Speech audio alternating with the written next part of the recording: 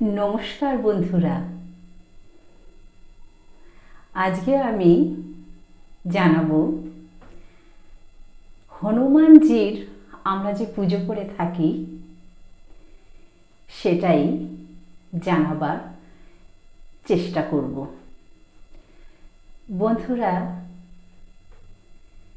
যুগ যুগ আগের কথা, কোনো এক সময় আমরা মানুষরা বনে জঙ্গলে মাঠে ঘাটে ঘুরে বেড়াতাম। আমাদের গায়ে কোনো জামা কাপড় ছিল না। আমরা গাছের ফল মূল খেয়ে দিন কাটিয়ে দিতাম। রোদ, জল, ঝড়, বৃষ্টি সমস্তকে আমরা খাপ খাইয়ে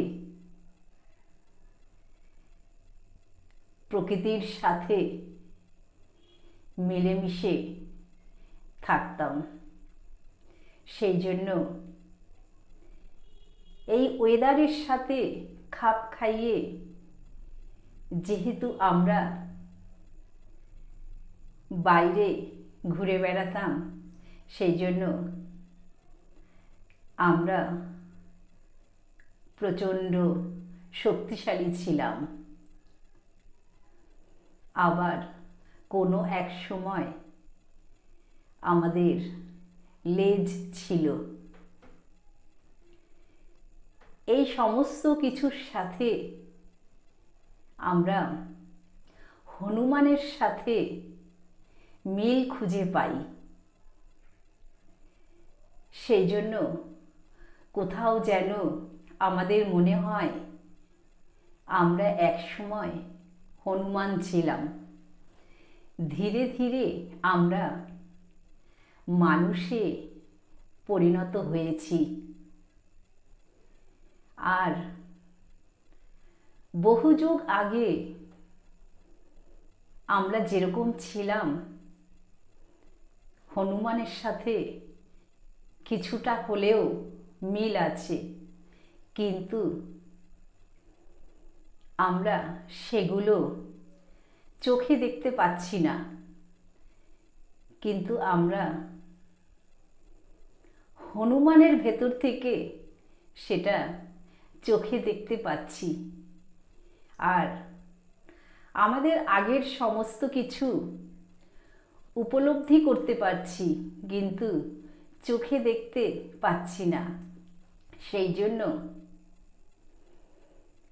আমাদের সমস্ত কিছুকে আমরা যেন হনুমানের উপরে বসিয়ে দিয়েছি।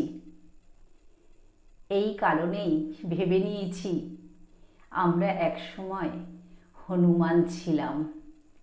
ধীরে ধীরে মানুষে পরিণত হয়েছি।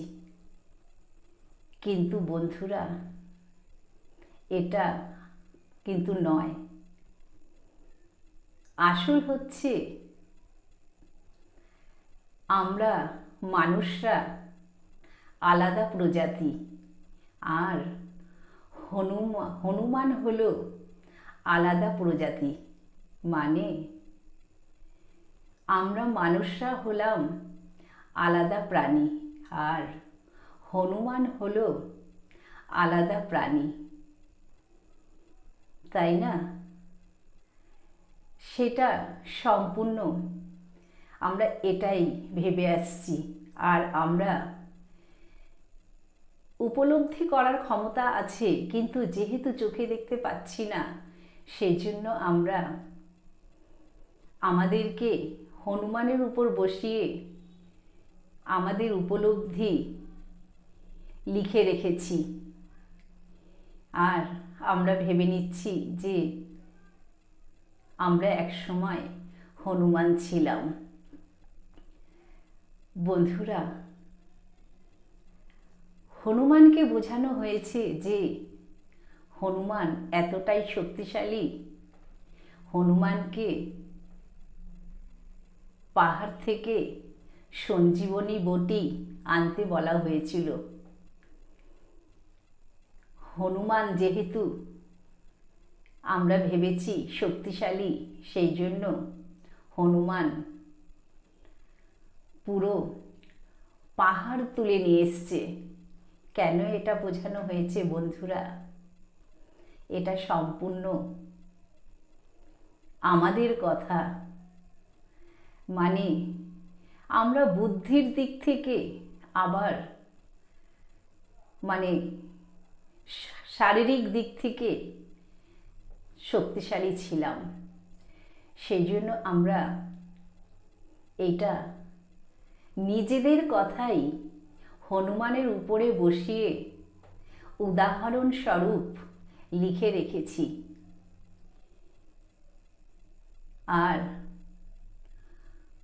হনুমানকে বোঝানো হয়েছে যে হনুমান সমুদ্রের ভেতর থেকে পাথর ফেলে রাস্তা তৈরি করেছে। এটাও বন্ধুরা আমাদের কথা।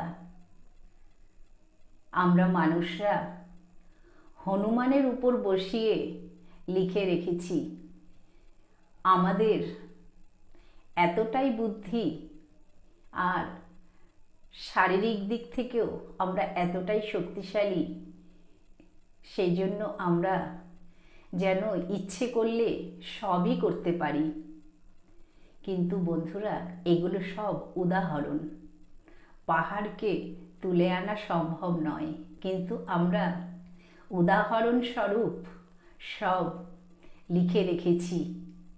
আর সেটা হনুমানকে যেহেতু আমরা চোখে দেখতে পাচ্ছি, হনুমানের সাথে যেহেতু আমাদের অনেক মিল আছে, হাত পা চোখ নাক কান, হনুমান যেমন হাতে করে মুখে খাবার দিয়ে খায়, আমরাও যেন সেটা করি।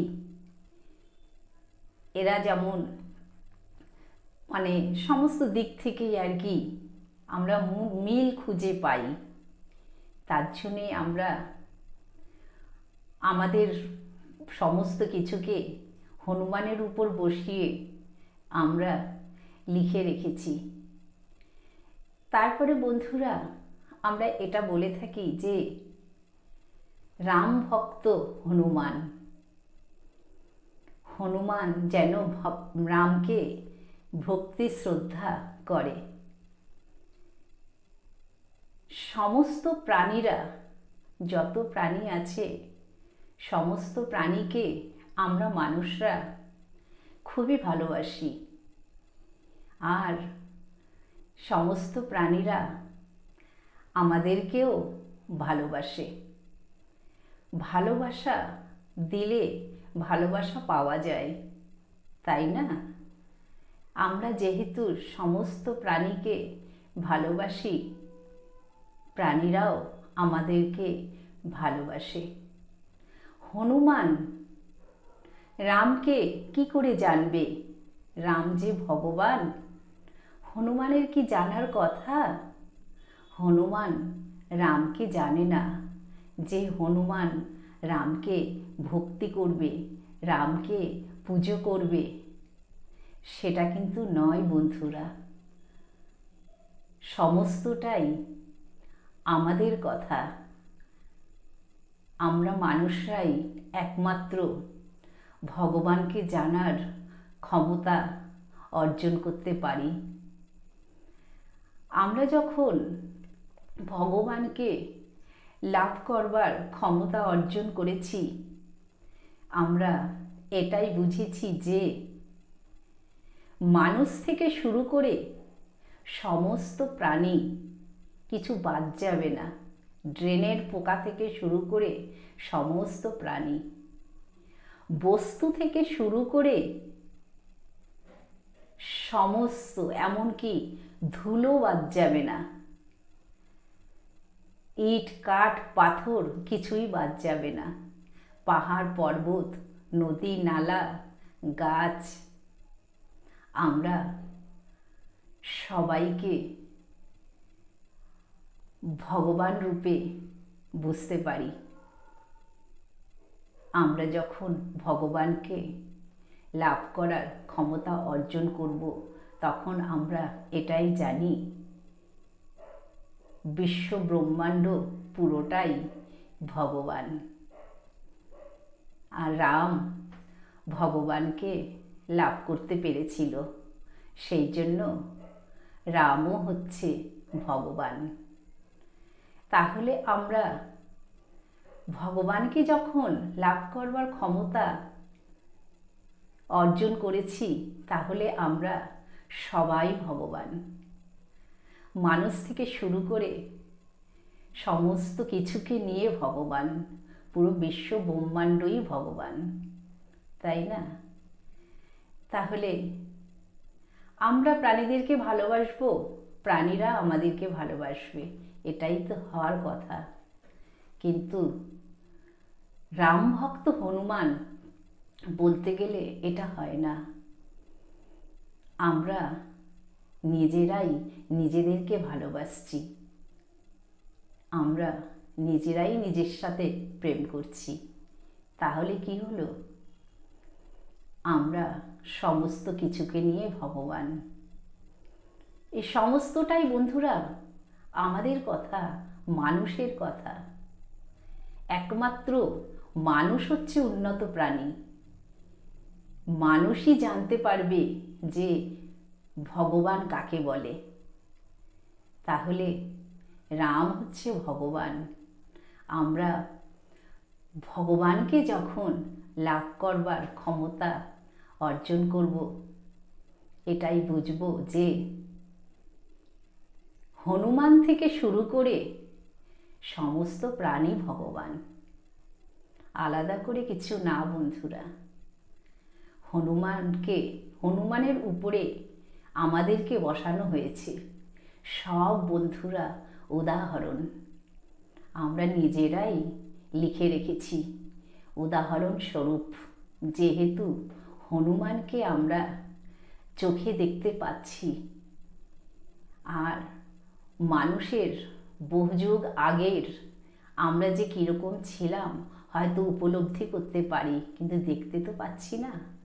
হনুমানকে বসিয়ে দিয়েছি সমস্ত কিছু এক্সাম্পল, হনুমানের উপর দিয়ে আমরা করেছি, তাই না?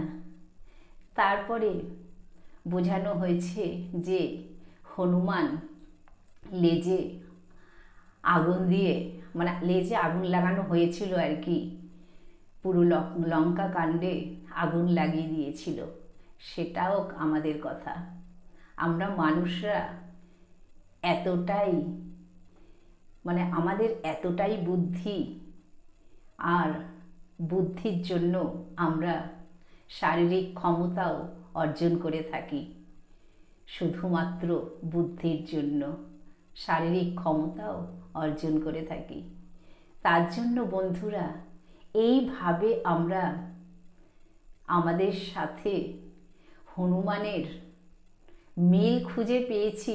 তার জন্য আমরা গুছিয়ে গুছিয়ে লিখে রেখেছি যে আমরা ইচ্ছে করলে পুরো লঙ্কাতে কেন আগুন ধরাবো, পুরো পৃথিবী আমরা ছারখার করে দিতে পারি, তাই না? তা এখানে সমস্ত কিছুটাই আমাদের কথা বন্ধুরা। তাহলে সব হনুমান হলো ভগবান, আমরাও ভগবান, তাই না? আমরাও ভগবান। হনুমানকে রাখা হয়েছে শুধু উদাহরণের জন্য। আমরা এক কথায় ছোটবেলার থেকে শুনে আসছি, মানে রাম ভক্ত হনুমান, তার জন্য হনুমানের পুজো করা হয়। বন্ধুরা, পুজো করতে গেলে সমস্ত প্রাণীকে পুজো করতে হবে, কেউ বাদ যাবে না বন্ধুরা।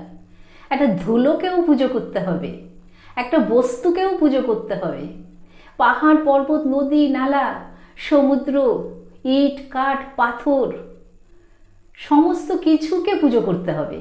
হনুমানকে কেন? সমস্ত কিছুকে পুজো করতে হবে, তাই না? তাহলে এটা আমরা জেনেছি কি করে? আমরা উন্নত প্রাণী, আমরা মানুষ, মানুষ উন্নত প্রাণী। তার জন্য আমরা উভয়কে পুজো করে থাকি। আমরা হনুমানকে পুজো করব, আবার হনুমান আমাদেরকে পুজো করবে। পুজো করার কথাটা কেন বলছি? আমরা প্রাণীকে ভালোবাসবো, প্রাণীরা আবার আমাদেরকে ভালোবাসবে। এটাই তো। ওরা কি পুজো করার মানে জানে? না ভগবান কাকে বলে জানে? কিচ্ছু জানে না, তাই না? তাহলে এখন আমি বলতে পারি যে তাহলে কি আমরা এটা ভুল লিখে রেখেছি? না বন্ধুরা, ভুল না। ওই যে একটা কথা আছে না, কেঁচো খুঁড়তে গিয়ে কেউটে পাওয়া যায়, ঠিক তেমনি বন্ধুরা সমস্ত কিছু লেখা রয়েছে, সেই লেখা ধরে ধরে না আমরা এগোচ্ছি, তাই না? যে হনুমানের কথা এসেছে, আমরা ঠিক এতটাই আমাদের বুদ্ধি, আমরা বুদ্ধি দিয়ে বিচার করে আমরা বুঝে নিয়েছি যে না, এ তো হনুমানের কথা না, এ তো আমাদের কথা, আমাদের মানুষের কথা, তাই না? আমরা নিজেরাই রাম, নিজেরাই নিজেদেরকে মানে পুজো করি, নিজেরাই নিজেদেরকে ভক্তি শ্রদ্ধা করি, তাই না? তাহলে কি হলো? আমরা সমস্ত প্রাণীরাই ভগবান, কেউ বাদ যাবে না। পুরো বিশ্ব ব্রহ্মাণ্ড হলো ভগবান। ওই যে বললাম না, আমি যদি কিছু ধুলো নিয়ে পুজো করি না বন্ধুরা, ধুলোর সামনে পুজো করতে বসি না, সেটাই পুজো হয়ে যাবে, ধুলোই হয়ে গেল ভগবান। আমরা কি ভাবছি যে একটা মাটি দিয়ে মূর্তি বানিয়ে মনে হয় মাটির সামনে পুজো, মূর্তির সামনে পুজো করতে হবে। আমরা ভাবছি যে একটা ঠাকুরের ফটোর সামনে মনে হয় পুজো করতে হবে। না, যে কাউকে পুজো করতে পারি। আমরা একটা যে কোনো, আমরা প্রাণীকে পুজো করি, যে কোনো প্রাণী। একটা আমরা ওই ড্রেনের পোকাকে তুলে পুজো করি, ধুলোকে পুজো করি, ব্যাস বিশ্বব্রহ্মাণ্ডের সমস্ত কিছুকেই পুজো করা যায়, তাই না? একই, সব একই।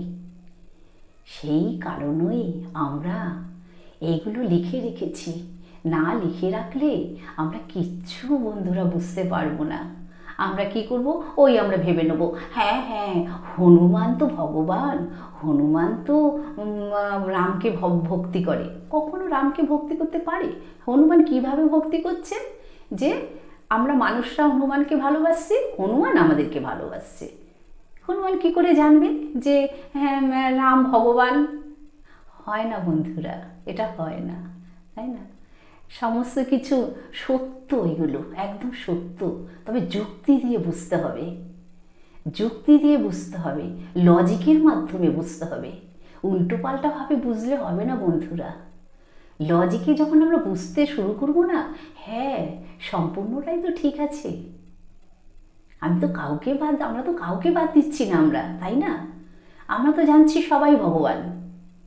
আমরা যখন ভগবানকে লাভ করব, আমরা তো এটা বুঝে নেব সবাই ভগবান, কেউ বাদ যাবে না।